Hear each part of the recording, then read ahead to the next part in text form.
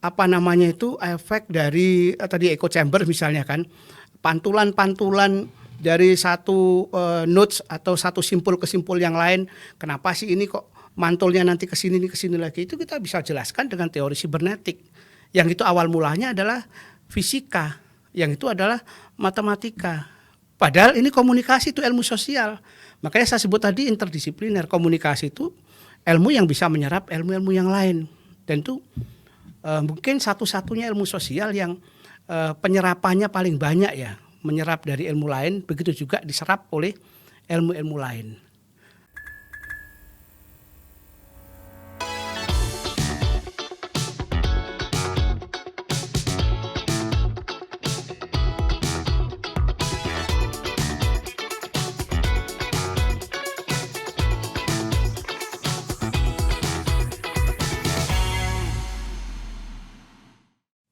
Assalamualaikum warahmatullahi wabarakatuh. Halo Komers, kembali lagi di Komtalk bersama saya Maharina. Dan dalam kesempatan kali ini kita akan undang narasumber yang sangat luar biasa. Ada Pak Nasrullah. Tepuk tangan dulu Pak. Assalamualaikum Maharina dan Komers di rumah. Oke, waalaikumsalam warahmatullahi wabarakatuh. Pak Nas ini sudah sangat populer ya Pak ya. Sangat dikenal oleh banyak orang karena oleh mahasiswa. Alhamdulillah, karena saya dengar-dengar sebelumnya menjabat di staf sus Menko PMK, bener Pak? Mendikbud ya waktu itu ya Pak Mendikbud. 2016 sampai 2019, hampir 20. Oh gitu. Kalau saat ini Pak? Saya di Prodi, balik ke kandang menggawangi Prodi Komunikasi UMM. Oh gitu, sebagai kepala ya, ketua Prodi ya Pak ya? Ketua Prodi. Oke Pak, gitu. siap. Sambil sekolah kecil-kecilan. Oh gitu ya. Iya. Ada kesibukan lain Pak? Ya ngurusi anak, antar jemput gitu. Jadi sama ngurusi mahasiswa. gitu ya Pak ya? Mahasiswa kita banyak loh ya. Oh ya, berapa 3.000 Pak? orang mahasiswa harus diurusi semua itu. Oh gitu Pak. Sanggup ya Pak ya mengurusi mahasiswa yang harus dong, banyak? harus. Oh gitu. Sehat Marina? Alhamdulillah Pak, sehat. Sebelum saya ditanya, saya nanya dulu. Iya. Saya tanya balik Pak. Pak Nas sehat Pak? Alhamdulillah agak serak-serak dikit. Tapi apa. alhamdulillah sehat. Alhamdulillah Pak, yang penting sehat ya Pak ya.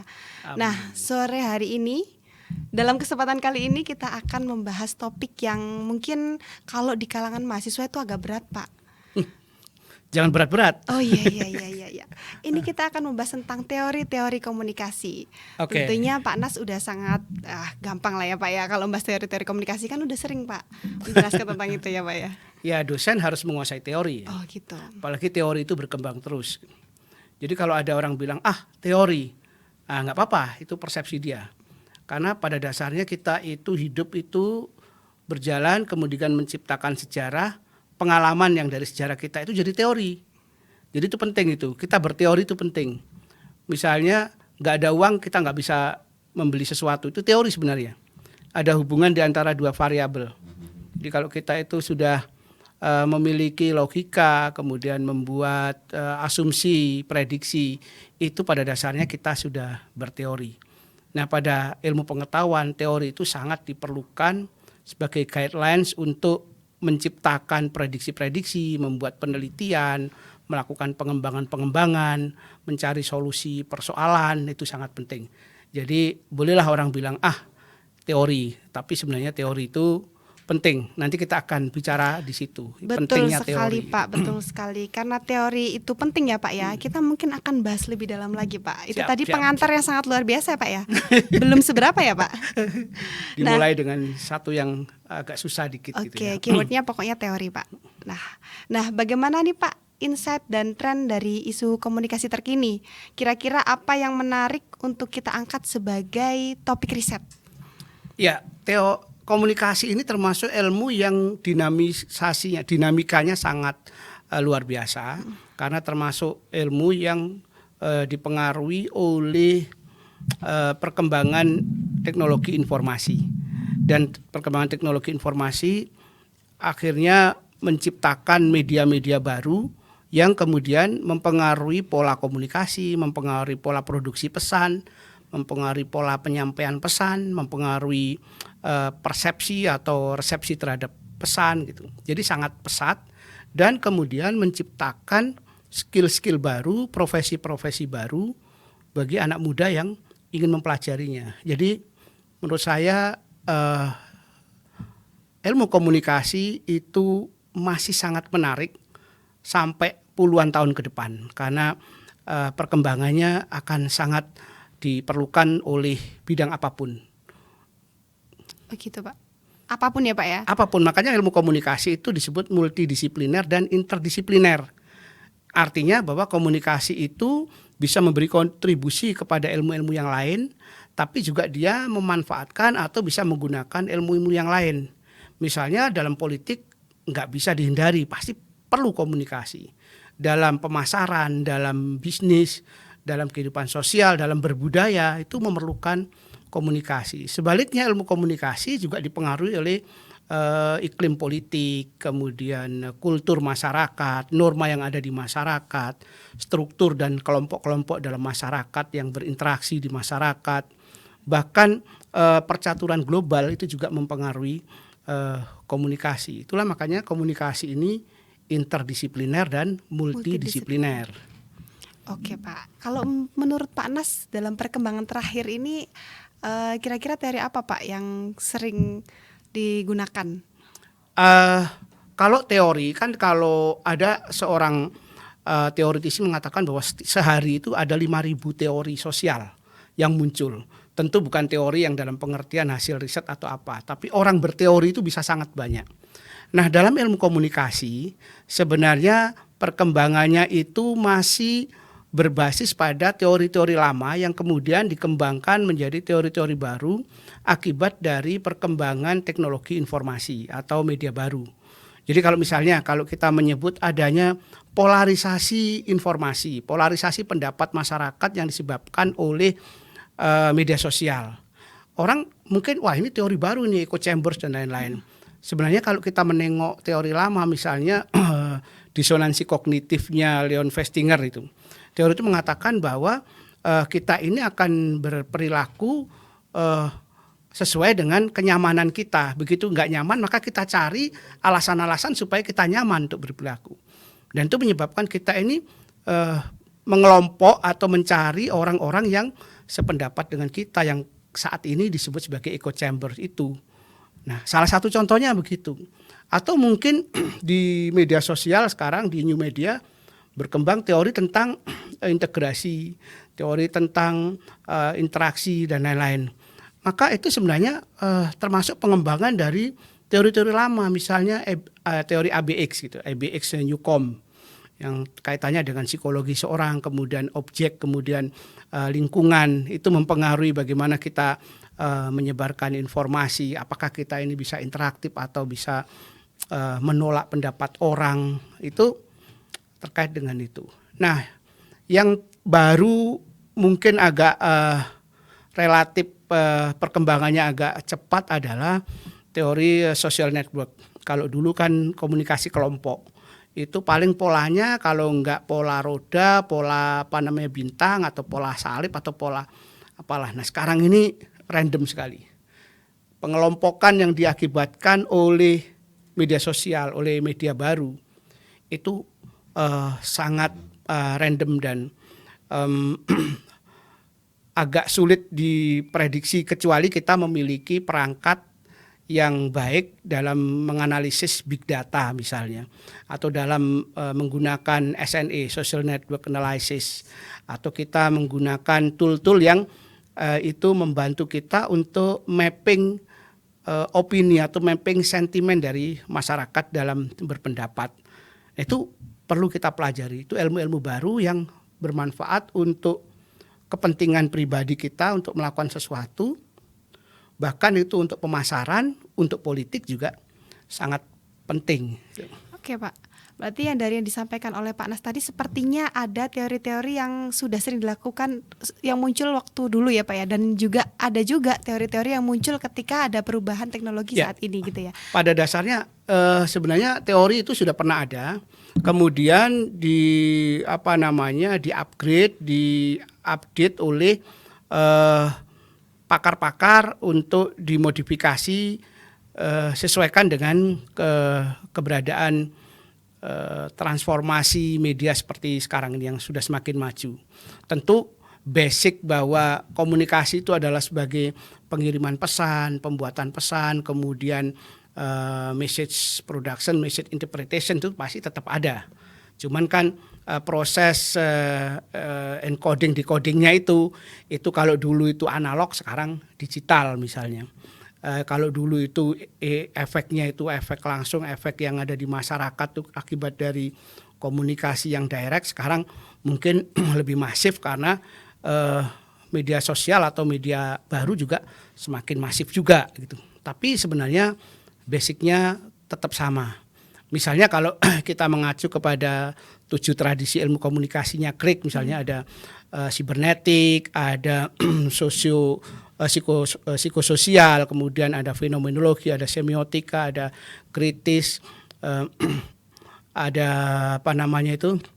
fenomenologi dan lain-lain. Itu sebenarnya sampai sekarang juga masih itu juga gitu. Makanya dalam buku-buku babon teori komunikasi baik yang diterbitkan, yang ditulis ulang oleh Little John maupun Griffin, itu masih 7 tradisi itu masih dipertahankan. Dan itu anak-anak mahasiswa di seluruh dunia harus aware bahwa itu semacam buku babon gitu. Teori itu berkembang sampai sekarang pun, misalnya kita ngomong soal bagaimana efek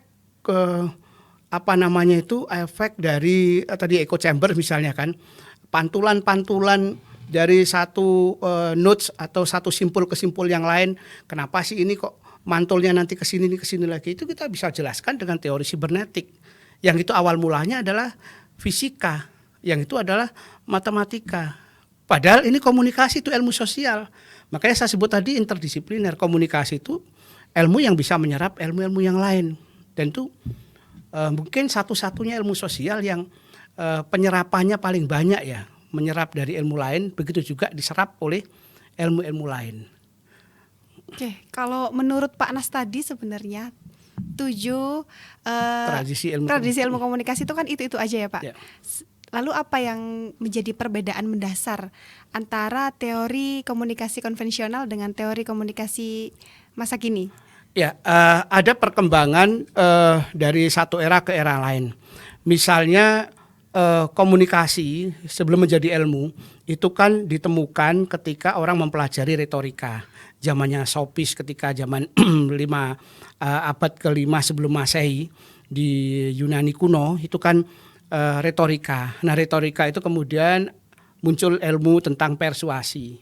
Kemudian pada abad 17-18 muncul publisistik yang kemudian menjadi pers. Maka muncullah pelajaran-pelajaran jurnalistik yang di Amerika, ketika dibawa ke Amerika namanya mass communication.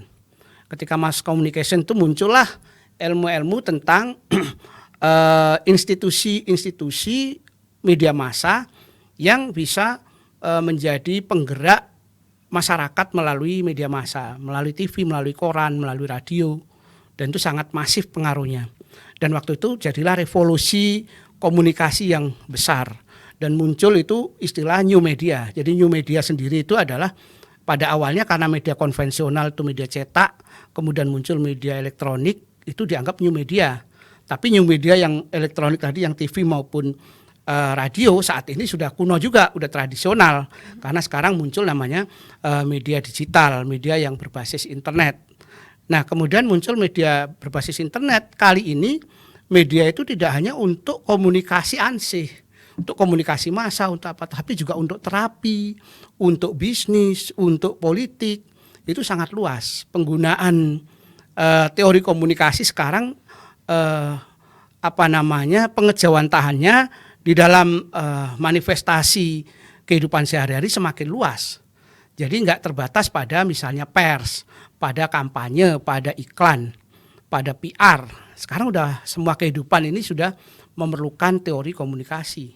Dan itu sangat dibantu oleh perkembangan teknologi informasi dan teknologi media itu. Oke Pak, kalau teori-teori yang terkini tadi kan sepertinya dekat dengan kehidupan kita Pak ya. Jadi kita bisa tahu gitu, bisa relate dengan kehidupan kita. Tapi kalau teori-teori yang konvensional Pak, apakah apa kira-kira contoh yang bisa Bapak jelaskan gitu yang dekat dengan kehidupan kita? Contoh misalnya kalau kita belajar dari Wilbur Schramm tentang difusi inovasi. Difusi inovasi mengajarkan kepada kita bahwa akan ada ide-ide baru yang itu kalau dikomunikasikan itu ada yang sulit, ada yang gampang gitu kan.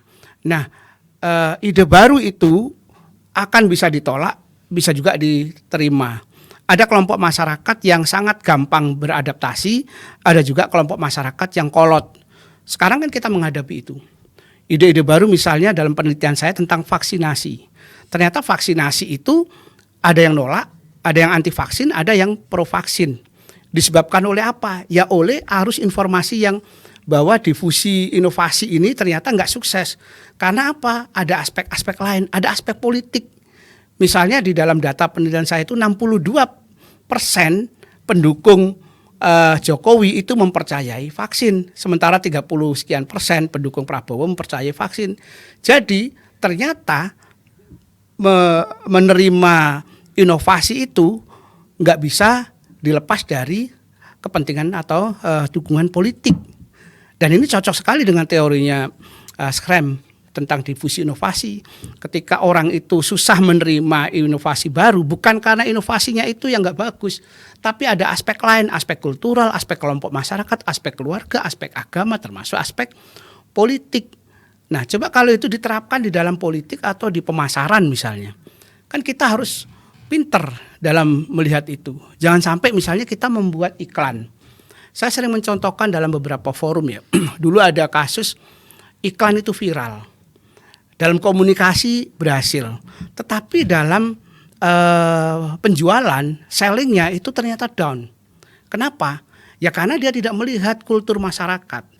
Saya contohkan aja misalnya dulu ada produk suplemen namanya Irex. Itu untuk kejantanan katanya. Sebelum ada Extra Joss, sebelum ada. Saya harus menyebut merek karena ini contoh ya. Sebelum ada suplemen-suplemen yang lain. Irex ini sangat viral di TV. Semua orang kenal dengan Irex. Seusia saya ke atas itu pasti mengenal Irex. Dan orang itu kalau kenal Irex maka kenal dengan tagline-nya. Tagline-nya adalah "Loh, kok loyo?" gitu. Semua orang kalau "Loh, kok loyo?" pasti tahu ini Irex. Irex adalah obat untuk loyo. Apa yang terjadi? Dalam pemasarannya ternyata nggak laku. Orang semuanya mengenal Irex sebagai obat loyo, tapi nggak laku. Kenapa? Karena orang takut kalau membeli Irex. Kalau dia ke toko, ke warung, ditanya, "Loh, lagi loyo ya Mas?" Jadi ternyata nggak dipikirkan difusi inovasi tadi, atau misalnya nggak dipikirkan teori lain, katakanlah impact dari diferensiasi itu tidak harus sesuatu yang kemudian terkenal tetapi justru akan kontraproduktif. Saya misalnya mau mengenalkan sekolah Muhammadiyah misalnya. Sekolah Muhammadiyah yang saya promosikan harus ada unique selling point-nya gitu. Keunikannya apa? Oh ini multikultural. Oh ini sekolah Muhammadiyah tapi multikultural. Di depannya saya bikin patung Bunda Maria. Unik kan? Pasti viral nih. Sekolah Muhammadiyah kok ada patung Bunda Maria. Tapi orang Muhammadiyah pasti nggak mau sekolah di situ.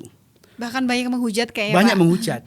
Ya kan? Artinya apa? Jadi strategi komunikasi itu memerlukan teori-teori itu. Jadi jangan hanya diferensiasinya, jangan hanya positioningnya aja. Tapi lihat dulu masyarakat kita, kultur kita secara transaksional menerima apa enggak.